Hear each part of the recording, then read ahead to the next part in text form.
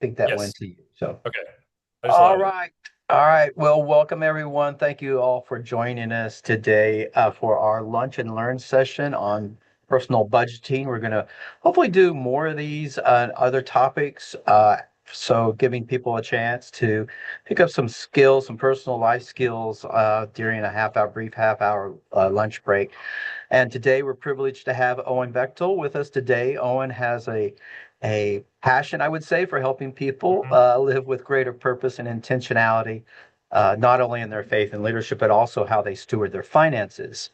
His background includes ministry leadership through Campus Outreach D.C, theological training at Southeastern Baptist Theological Seminary, and more recently, helping individuals and families develop sound financial strategies through his work in financial planning. And so, one of the things I appreciate about Owen is his desire to help equip people with practical biblical wisdom that can be applied in everyday life. And Mhm. today he'll be sharing principles that help us take control of our finances, reduce financial stress, and hopefully build a healthier future for ourselves and our families. So, Yes. you'll join us. Give a warm welcome to Owen. Yes. Thank you. I'm so happy to be with you guys. Yeah. So I'm gonna be sharing for the next 20 or so minutes on the subject of budgeting. Which, by the way, can you guys see my screen? The budgeting screen? Is that popped up? Okay. I can. Yes. Yes. Great. Great. Hi. So I could not think of a better title. I sat here for 5 minutes and tried to think of something funny and good, and all I came up with was budgeting. So I hope the content is more interesting than my title. So yeah, what we're going to do basically is I'm going to take you through a few reasons why budgeting for most people is very challenging and doesn't work, as well as I'm going to explain how I would define and explain budgeting. And then I'm going to give you some ways I think that budgeting can be a more realistic and easy way for you to keep track of your money. So that's what my hope and intention. So yeah, so when I talk about budgeting, I'm going to get into a little later, like a more specific definition. But I wonder what comes into your mind when you hear the word budgeting, right? For me, for most of my life as a kid and adult, when I heard the word budgeting, I would just think of a spreadsheet with a bunch of numbers and a bunch of columns, and it's complex and it's long, and yeah, it's overwhelming. So that's what comes to mind for me for budgeting. It's like keeping track of all the things I've ever spent money on and not getting much results out of it, right? Um, and so I hope that we can, yeah, get a better view of a budget so that I can help you guys to, like, in the real world, realistically, with busy lives, with families, like actually find a budgeting system that works for you. So that's my goal today. So what I want to start with actually is why most budgets fail. So I'm just going to kind of briefly go through these bullet points and say why most budgets fail. So a few reasons here. The first one is an unclear purpose for budgeting. So if people don't have a purpose, but instead it's just I should be budgeting because people say I should budget, I need to track my money. I'm living, in a way that I'm not saving a lot of money or I'm in debt, right? Those can be purposes, but if you don't have really a strong motivation and purpose for budgeting, because of the other reasons I'm about to list here, budgeting is just something that's not going to like kind of endure throughout your life, right? It might be something you're interested in for like, a few weeks or a few months even, but unless you have a really, really strong why that you're budgeting, what your purpose is, what your specific goals are, then your budgeting is probably not going to last. So I think a lot of people fail because they don't have a clear purpose, a clear why for their budgeting. Um, the next one is because budgets feel restraining. So, when I think about a budget, especially, growing up into my early adulthood, a budget just felt like, okay, let me find all the ways that I can't spend the money I've worked hard to earn. It's very restrictive. It's who wants to spend time trying to find ways they can't spend money in ways they would enjoy, right? And I think if that's your mindset of a budget, like it's restrictive, it's restraining me, then you're just not going to endure with the budget, right? There has to be more than just taking away negatives, right? There has to be more than that. So that's the second reason is restraint. The third reason budgets fail is if you're only tracking like your previous history with budgeting. So I think this is probably like the most common view of budgeting is like you're just looking at what you've spent in the past, right? So, it's July right now. So maybe you look at June, like, okay, how much did I spend on groceries and gas or whatever? Um, if your view of budgeting is only really oriented towards the past, towards tracking expenses you've already made, at best, you're going to like learn a few, maybe like patterns, or learn a few areas that you need to think about more. But it's not going to help you as much as possible for the future. And so the way I'm going to explain budgeting in a little bit is budgeting is not just looking at the past, but it's actually planning how you're going to spend money in the future. So this little like mindset shift I've found has really helped a lot of people, right? So it's planning how to spend your money, not just tracking how I've spent it in the past. Though that is valuable in a lot of ways, it's incomplete if you do not have a system for how you're going to spend money in the future and a plan. So that's the third one, why budgets fail. The fourth one is effort. So in my scenario, I said before, you guys, the long spreadsheet with all the different columns and all the different expenses, right? It feels like there's just so much effort that has to go into keeping actually an accurate budget, right? The amount of effort that you don't want to give, right? Like, a lot of you guys have families or multiple responsibilities, right? Like, who wants to actually take 2 hours on a Wednesday night after you've put your kids down to bed or after you've got back from work? Who wants to take 2 hours to actually look at a spreadsheet and think deeply about money, especially when the other things that I have on this bullet list come up, right? So if there's a lot of effort that has to be involved in your budget, just for 95% of people, something that takes a lot of effort, they're just not going to do, and they're not going to endure for the long run, right? So a lot of budgets fail because it just takes too much work. You have to log in to your credit card and download your expenses. You have to track down on Amazon, like, okay, was that an expense I made for groceries, or was that for pleasure or whatever, right? It just can't have too much effort, or you're just not going to endure. So that's the fourth reason. The fifth reason, which I've been saying a little bit, is complexity. So the more complexity there is, the more effort that there is, you're just really not going to be able to just continue in a way that's actually productive, right? In all things in life, right? Like the things that are really complex and hard, there's some value, obviously, in things that are complex. But I think for realistic people like me and you, like, we need things that are simple and repeatable and even like automated for us to do, right? So it's going to be much, much better for budgeting if we have a simple solution, a simple way to do a budget, instead of having to, go download all the expenses, categorize them, figure out like what, where this goes and that goes. If it's that much effort and that complex, it's just not going to work. So my next reason is boredom. So, as I just explained all this, right? Like, when I put my kids down for bed, let's see, do I want to sit down and look at a spreadsheet and think about my money? Or do I want to, talk to my wife or watch TV or, go on a run? Like, I just don't want to do the budget, if I'm honest, right? So and again, these all go together, right? If it was just boring, but it was low effort and low complexity, and you had a good purpose, you could muscle through it. But the way most people do budgets, it's all of these combined, which leads to the last one, which is pain, right? And this is probably the deepest thing that a lot of you guys feel, right? The pain of budgeting, right? And it's not just a pain that is complex and hard, but it's just, that feeling. I've had this feeling many times where, like, I don't even want to check my checking account because I'm scared what I'm going to see, right? I don't even want to look at my budget or try to make a budget because it's going to reveal the truth of like my financial situation, right? So this is just a really hard thing. So when you put all these together, there's just a lot of emotion, a lot of pain, a lot of anxiety and fear that goes with budgeting. It makes you really clearly see like kind of your financial state. It might bring to light just the fact that you feel like you don't know enough about money or about the future. And so for a lot of people, pain and anxiety is ultimately the reason why they don't want to budget, right? Even if they think they would be helped or that they know they should do it, just all you're knowingly entering into a very hard and anxious and fearful thing, right? So this is why most budgets fail.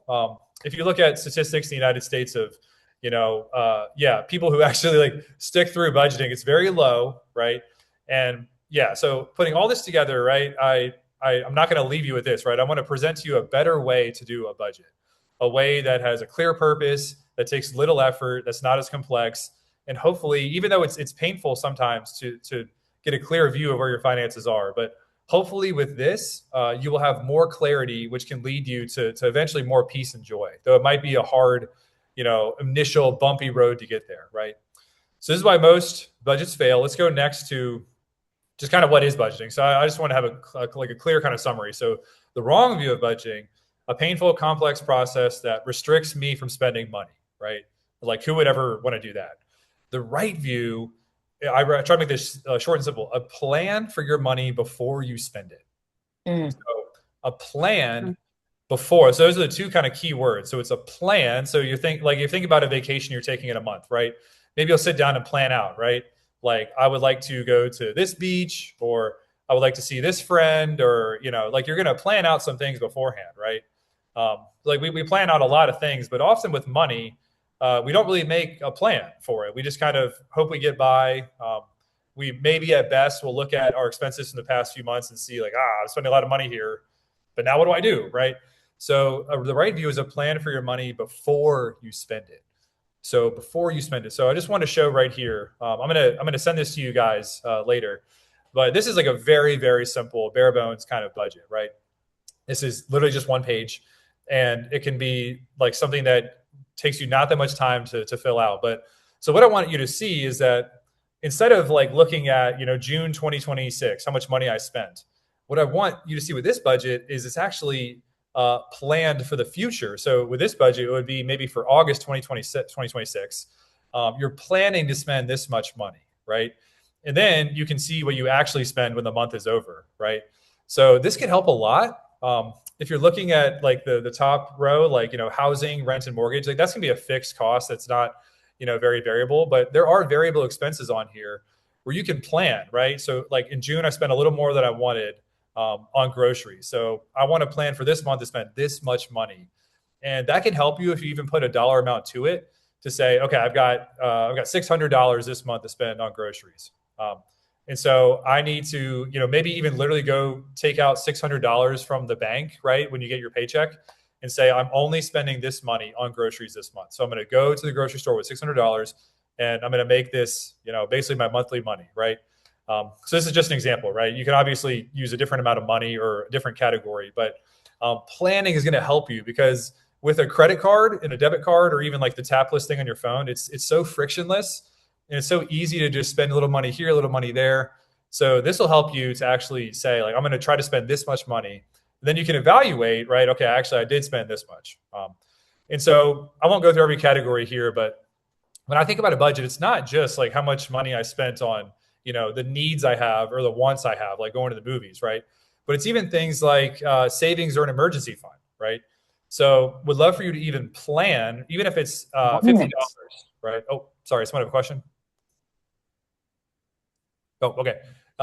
Like planning even like not just how I'm going to pay off my expenses, but I want to put $50 towards savings. I want to put $50 towards giving to my church or a charity, right? So this is kind of like a, if you think about it, you get your paychecks, so you write down your monthly take-home income, and then you're like putting down, okay, I make $2,000 or $3,000 this month, and so I'm going to put it in the planned category, all the things here. And what I also want you to see is that this can also be a way that you can plan for something that's not just restrictive, but like, so like maybe, let's say you love I don't know, like you love painting, right? And you can actually put in your budget, like I want money for to go towards painting. Like I want to have a monthly budget to go towards paints and brushes and all that kind of stuff. So that's a way to like budget in a positive way, right? You're spending money on things you love. So let me go further. I'm going to go a little bit more into, I want to go through each category that I said before. So the unclear purpose, I'm going to go through these and then give a positive and better way, I think, to budget in light of this. So first, let's think about no purpose.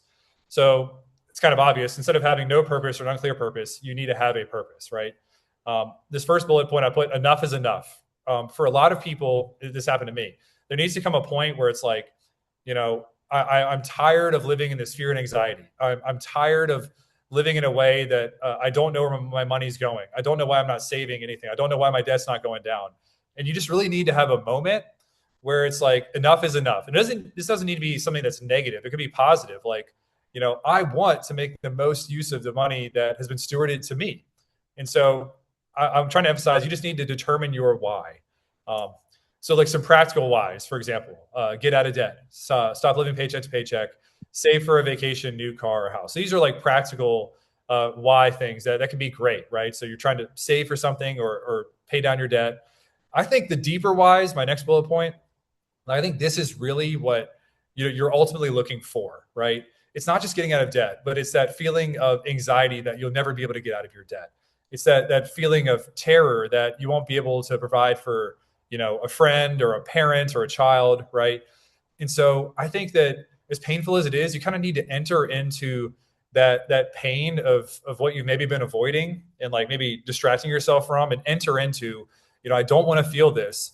And instead I do want to have peace. I do want to have joy and security, right? And that's really possible, right? And so I just really encourage you guys, think through your why. Why do you want to budget? Why do you want to think about your money when it's hard, when it's painful, when it's boring? So your why. Next is I want to tackle restraints and tracking. And I think a better way to do it is to spending consciously. So what I mean by that, if you're only trying to restrict, if you're only tracking the past, right? I think that's limited in the benefits it has to you. Spending consciously is what I described on the budget, is like you're planning for how you're going to spend your money, right? So I've set, I'm only going to spend $200 on this month, and I'm not going to go over. So that could be the negative, right? I'm going to restrict it in that way. But also the positive could be I want to spend $50 this month on my painting hobby. And, I have made money in my budget for it. So I'm going to do it. I'm going to take that class or buy those paints, right? And so I think spending consciously and planning consciously is going to be a much more effective way for you to do it. And this is tied with your purpose and your goals, right? So you might not have something that month, but maybe you're trying to save for an emergency fund, which I'll get into a little later. Like you're trying to save enough money that if an emergency happens, like your car breaks down or something happens, that you have money that you can spend for a little bit of time to keep you afloat, right? So it might be like a long-term goal like that, right? And so my last two bullet points just kind of want to emphasize. So I think the best way to spend consciously is to plan to spend on what you love and then mercilessly cut out what you only like. So what I mean by that is that a lot of people will spend money on things that they like, right? So maybe you've been there before, like you're looking for something to do on a Saturday afternoon and you go to Walmart or you go to a store and, like you just kind of buy a few things. You buy a coffee mug, you buy a pair of socks that you don't really need, but it's just kind of like you're bored. So you're going shopping, right? There's probably a lot of things that you spend money on that you like that maybe are just filling like your time or it's just something to do, but it's not really what you love. And so I think you're going to find a lot more joy and satisfaction and just peace by spending money on what you love versus what you like, right? So that might be a good exercise for you. Like maybe you could write down, what are 3 things I love to spend money on? That could be, or it doesn't need to be like, these are fun things, right? This could just be, I love that I'm paying down my debt, right? I love that I'm able to invest $50 a month into a retirement account, right? And then the things you like, I like going to Chipotle, but it adds up and I don't love it. Or I like, so you can think of this for yourself. So maybe like, what are 3 things I love to spend money on? 3 things that I feel a lot of purpose in that. What are 3 things that I like spending money on that maybe I could cut, right? So maybe that could help you just, kind of get some clarity around that. Okay, so next 2 I want to tackle is that there's high effort and complexity. So the solution is to find something that's easy and automatic. We just don't need more hard things, right? We all have enough hard things in our life that we don't need a budget to be something that is this really intellectual, demanding task for us to do, right? So find a budgeting system that you will realistically do. And I kind of liken this to exercise, right? So for a lot of people, exercise is like, oh my gosh, I have to go to the gym and work out for 2 hours, or I have to go on a 6-mile run in the heat. If you just find something that you like to do for exercise and you're not getting caught up in the like what I should be doing, like I just love to take walks, right? So a 20-minute walk, like in my brain sometimes is like, this isn't exercise, but I'm outside, my body's feeling better, right? So this just works for me, right? So kind of like exercise, you just got to find something that you like and something that just works for you, right? So find something that you like. And then the last point is automate and celebrate. So what I mean by that is like the more you can automate stuff, right? So like one way to automate is like if you have a credit card, then setting up an automatic payment on your credit card bill, right? That is going to make your life so much easier than like checking into your credit card, making sure you pay it on time. all that kind of stuff. If you can automate stuff as much as possible, right? And this even gets into budgeting. If you can automate the way your budget even fills itself out, that's going to make your life a lot better, a lot easier. And yeah, it's just going to help you a lot. So then we're going to talk about now boredom and pain. And this is kind of just like a summary of everything. So if you have a restraint mindset that's complex with a lot of effort, you're just going to be bored and it's going to hurt. It's that funny mixture that not a lot of things besides budgeting can make you feel really bored and really anxious at the same time. And I've found that myself often.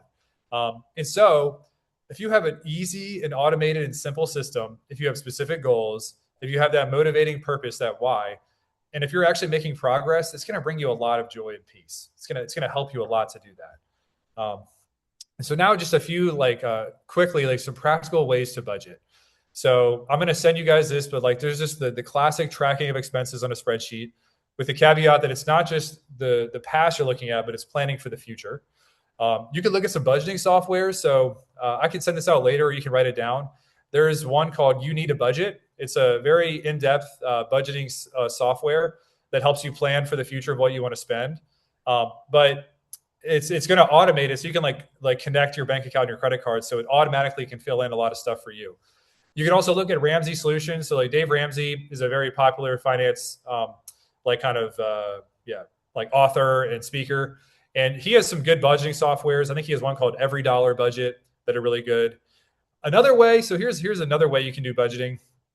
Instead of tracking every expense in specific categories, you can just put it into 4 categories. You can put it into needs, wants, savings and debts, and giving.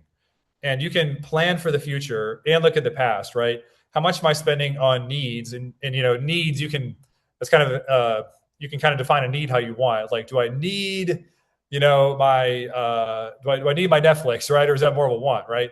But needs are especially things like food and shelter and transportation, things you need to do to get to work, right? It'd be good for you to look at what am I spending on needs versus wants, right? And maybe there's more in the wants category than you realize.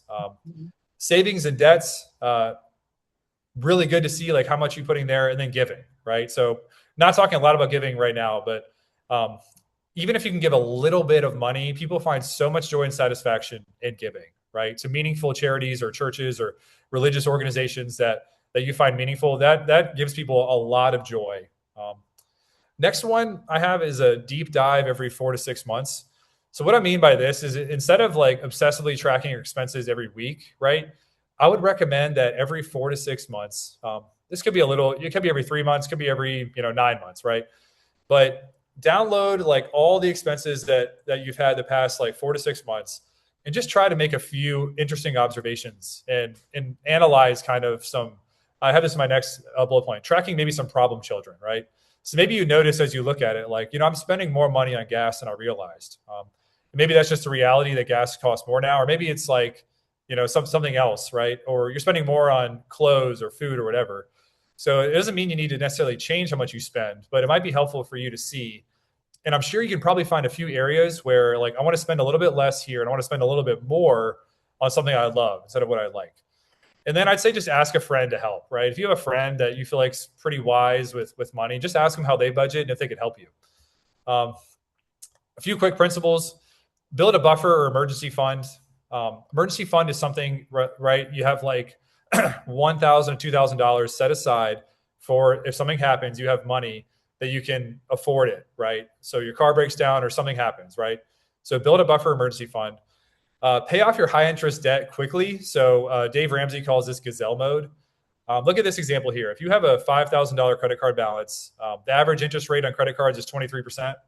So if you have 23% interest and you pay $125 a month, which is probably around what the minimum is, you're actually ending up paying $9,700 total. So you're paying double of what your balance is because of that high interest. So gazelle mode is this kind of mindset where I need to do whatever is possible to pay down this high interest debt. That might be, I need to really cut my expenses for a few months. So this is not forever, but maybe for 6 months, I don't have a gym membership. I don't eat out any food at all whatsoever. I cut off my Wi-Fi, I whatever it is, or I'm going to take an extra job to pay down the high interest debt, because without it, it is just going to continue to snowball and get bigger and bigger. So pay off it quickly. Last thing I'll say is focus on the big wins, not just the small savings. So I think a lot of people, when they think about their budget, they think, I can pay, $2 for the store brand cereal instead of $2.25 or something, right? And I'm saving 25 cents. And that's a good thing to do. So I'm not saying don't focus on the small savings. Um, Focus on the big wins though, right? So people can get really caught up in like, I'm not going to, if I go out to Chipotle, I'm not going to get a drink. I'm going to get water. And that saves $2. That is good. But if you're spending way too much in your housing, or you have a car that is way more than you really can afford, and your interest payments are huge with the high interest, if you're taking these kind of vacations that like you really probably you're spending your credit card and going into debt over, right? So I would say that really focus on the big wins, right? So there's a few I just listed right here. Focus on those. Think about those alongside of thinking about how can I save a little extra money at the grocery store. So I think with that, it's 12:32. So I'm just going to end this here. Mitch, I'd be happy if there's questions, but I know we're already past. So I'm happy to do whatever you would want to do. But thank you guys again for coming. I hope this was helpful to you guys.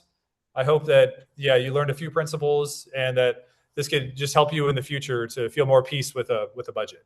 Yeah. Thank you, Thank Owen. you. Is there anyone that has any questions about anything that Owen said or that you're experiencing, or ideas or struggles or success that you've had in your finances or budgeting? Yeah. Hi, I do have a question. Yes. Hello. Hi there. My name is Mikeia Washington. I am a relatively new Compass employee, but Yes. I wanted to talk with you about any suggestions that you would have for student loans. I know it's a hot topic. We may not have too much time for that conversation, but do you have any tips for managing those student loan payments? Just any suggestions for it? Yeah. I can give a few general principles and then follow up if you have anything. I could talk for a half hour about student loans. I think with student loans, like what I was saying about the gazelle mode, like with paying down the credit card debt, I think with student loans, it might feel impossible with how high you might have it, but it's the kind of thing where you could like maybe plan out for a certain amount of time. If I can work a little extra, have another job, and if I can really cut down my expenses, is it possible for me to pay down my loans in X amount of years? So that's, I think, what I would do. I would like sit down with like you can go online, like a calculator of how to determine when will I pay my loans off by, right? And I think I would just get in the mindset where like, I'm just going to do whatever is possible for however much time. And your loan might be huge where you're like, that's impossible, Owen. And if that's the case, like maybe there's other alternate solutions, but I think Dave Ramsey just has really good stuff about like just getting into this mode for a short amount of time where you just put down as much as you can on your debt as possible, right? And you're cutting out things in your life that feel like they're needs, but like at the end of the day, you're going to have more joy and peace when that debt is free than like actually having the extra maybe things you have, right? So now this has to be so nuanced because like some of you might be saying, I don't have any extra income. And so every person's gonna be different. But I think in general, like, just trying as much as possible to make a plan, seek maybe unique ways you can make a little extra money and spend and cut your budget a little bit is probably what I'd say generally. Yeah, I don't know if that's helpful. So should she be, I don't know, with the mortgage, you can put extra to pay off the principal instead of the interest. I don't know if that Right. works the same way for student loans. So if she's putting aside, I would tell her to do it on the principal and not so much the interest, because that's what's going to bring it down. I think the way most student loans work is that if you like, for example, if you're paying like 100 a month for that example I gave, if you're only paying 100 a month, you're paying actually like 10,000 in interest versus 200 a month. You're only going to pay like 2,000 interest over the course of that time. So the interest certainly goes down the more you put, right? The mechanics of it, how it works, I would need to look at it a little more because each loan could be a little different. But no matter what, if you're paying extra, like it'll significantly reduce the interest. If you only pay the minimum, you're going to pay it for 5+ years, and it's going to. Sorry, this is more about credit cards, I guess, than student loans. But yes, certainly make extra payments if you can. Yeah. Thank you. Yes, you're welcome. Owen, is there a refinancing opportunity with student loans where there's some programs that are lower than others? There definitely are. Oh, okay. There's definitely refinancing programs. So you would have, I'm not like super versed in like the specific websites I would recommend, but with a Google search, you can definitely find them.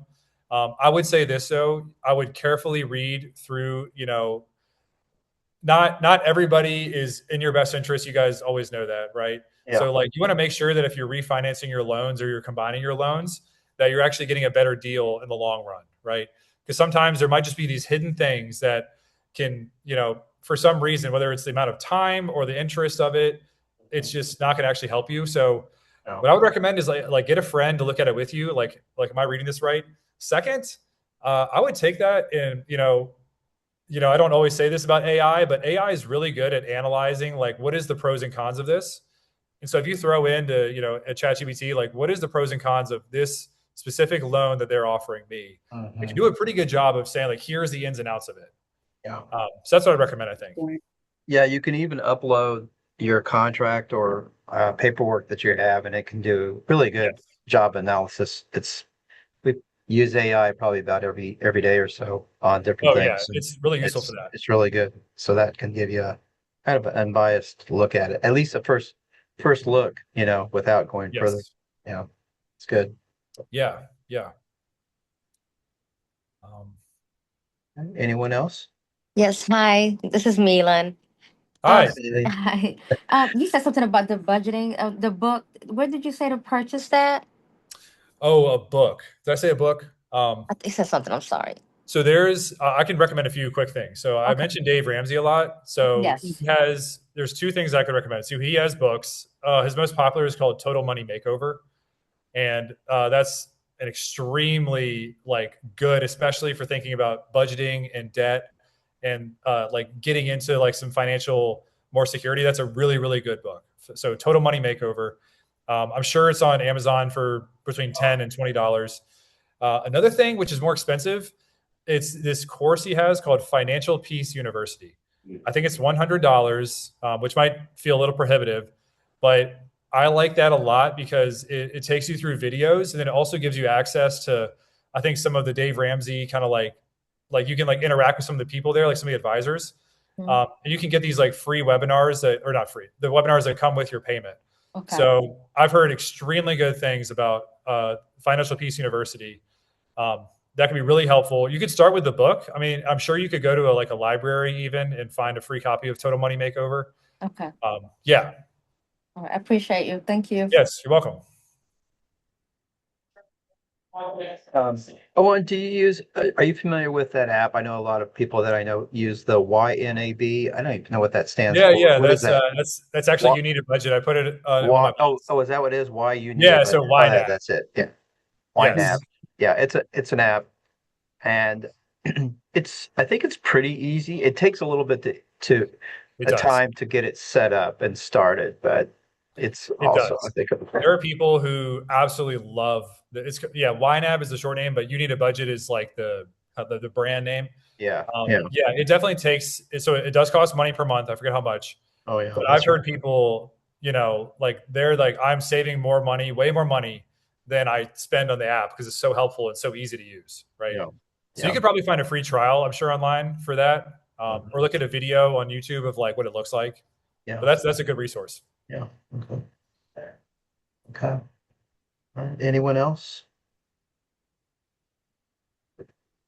Well, I really like some of the things that you said, and from my notes here is just making it easy and realistic because it can be painful, and we want to make it so that it's something you can stick with, and really understanding the purpose and the deeper whys to feel less anxious. Because we all have this anxiety about where's my money going and all that, and understanding the differences between I love something versus I like something, and it's kind of between what I need and what I want, and I love this, but I only really like this, and so that can make a difference in stopping to think about before I spend something, so because we're so wanting instant gratification. And, Oh yeah. you see something on Amazon and like, okay, I'm going to go ahead and get that without really thinking Yes. it through.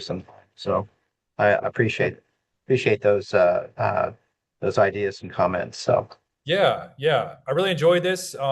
If you guys have any more specific questions, yeah, I don't know how this would be the best way to do it. Maybe Mitch, you could pass along a question. I could fire something back to you, but yes, and I can send the budget and even my slides if you guys want it. I mean, they're really short, but I'd be happy to send that. That would be great. Yeah, that'd be great. We'll Yes, attach great. that to the next newsletter. And like I mentioned at the outset, that we want to do more of the Lunch and Learn series for any kind of personal growth. Doesn't have to be really business related. Like this is really not anything to do with Compass, but we care for everyone and we want the best. And so these are ways in which we can give back and give to you ideas and hopefully good suggestions that you can install. So Yeah. thank you guys. Thank you so much. Yeah, Appreciate thanks, you. guys. Thank you, Owen, for your Thank you. time. And Yes. everyone, Thank you. we'll see you later. You're Okay. welcome. See you Okay. guys. Alrighty. Bye-bye. Bye.